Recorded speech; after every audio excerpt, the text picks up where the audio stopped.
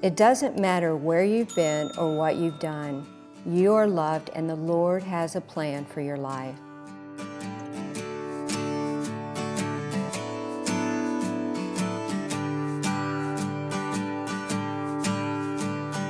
From LA to a cardboard box home to Nashville, former MTV rock star Bobby Hayden Jr. has played the likes of Hart, Paul Revere and the Raiders, and Ozzy Osbourne.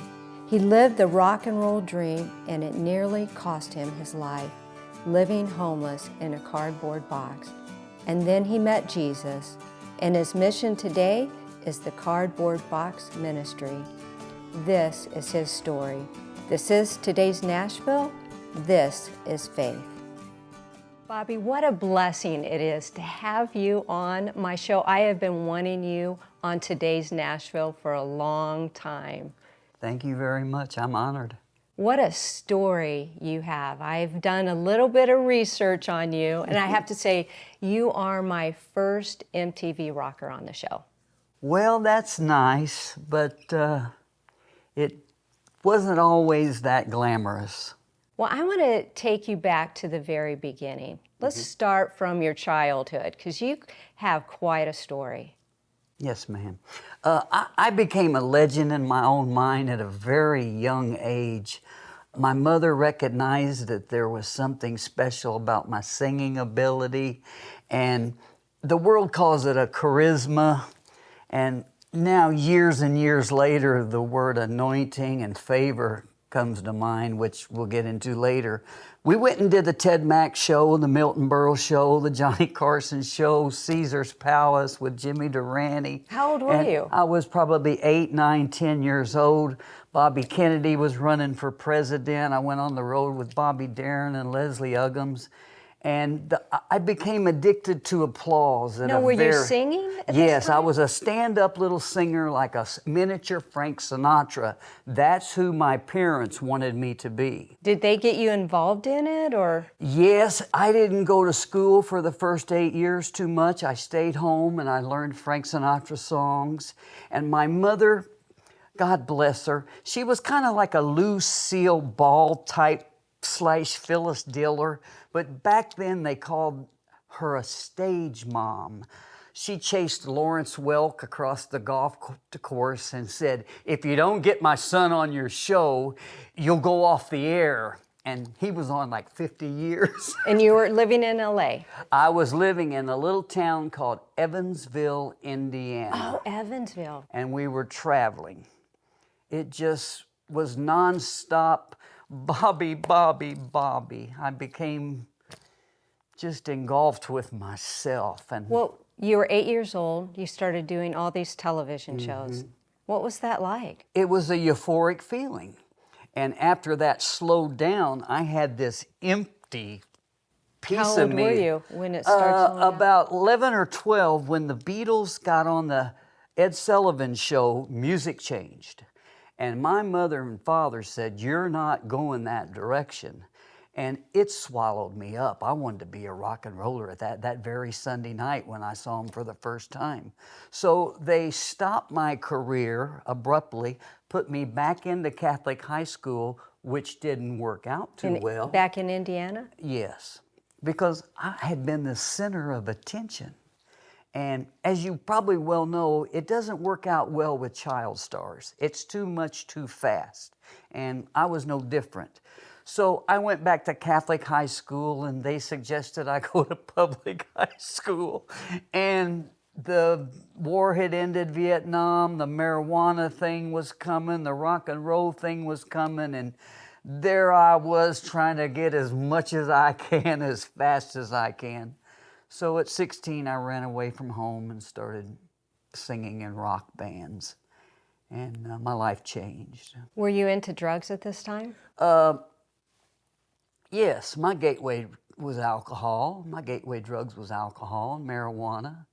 Not so much pills, but those seeds that were planted turned into full-blown heroin addiction for the first time when I was 19 years old. Now, where were you living? I was in Evansville, Indiana, but I was traveling around the country in rock bands, and I'd always end up back home asking Mom and Dad for a handout because everything I did, Terry, just seemed to go down the drain. And I couldn't, and I had gifts. I was talented, I could sing and play, and I couldn't figure out why I just didn't become the greatest thing known to man. So then, how did you get to LA? Well, like I say, I got a heroin addiction problem at 19 in Evansville, and things were, I caught a couple cases. I got in trouble. I went to jail. My brother was the prosecuting attorney.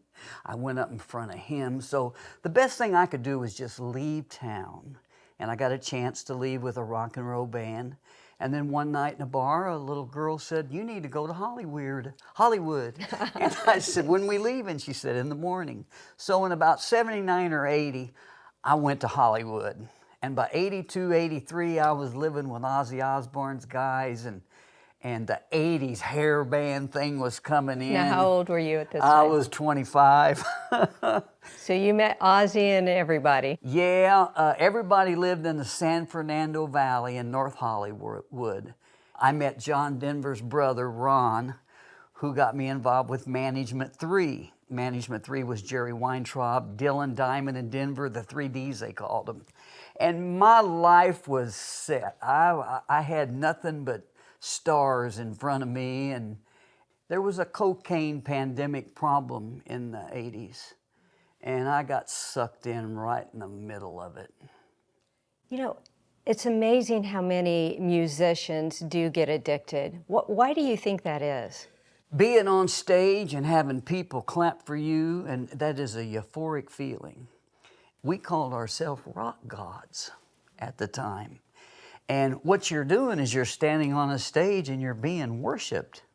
And as we well know now, after my lights finally went on and my faith got involved, I can just see how the whole thing unraveled. Did you know Jesus at that time? No. I was raised Catholic, but on the other hand, I was introduced to Jesus at a young age, and what does the Word say? If you bring them up in the Word, they may go south for a while, but they'll come back. So I came back. So you are at LA, into the big drug scene, on stage. What happened after that? The cocaine addiction led to a heroin addiction in the 90s. If you remember Nirvana in Seattle, and the drug of choice kind of changed, and it sucked me right into it.